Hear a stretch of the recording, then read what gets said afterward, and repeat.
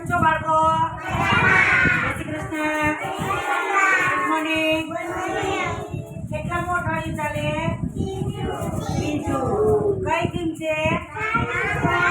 ઝાડ ને છોડ.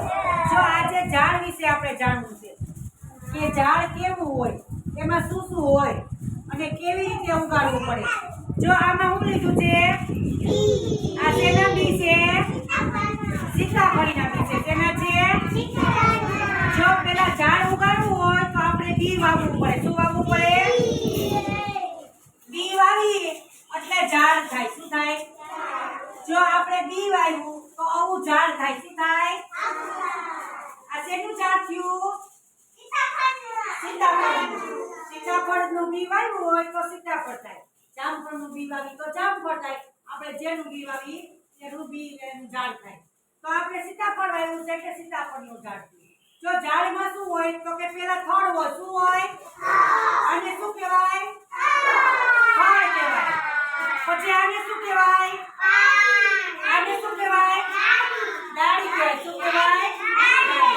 ડાળી. પછી શું આવે? પાંદ આવે. શું આવે?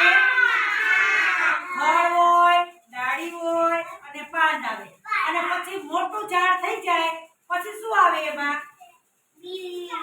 ફૂલ આવે. શું આવે? ફૂલ આવે.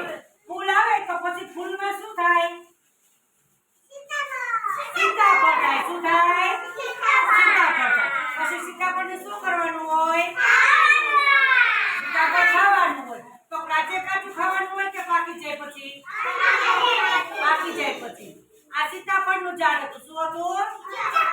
પછી આપણે જો આમાં વાવી દેવાનું હોય. આ ઝાડ થઈ ગયું. થઈ ગયું ને ઝાડ? પછી આમાં સીતાફળ આવે. પછી સીતાફળ પાકી જાય એટલે ખાવાનું. એવી રીતે બધાયના બી હોય. જામફળીનું બી વાવવાનું હોય તો જામફળી થાય. એમાં જામફળ આવે.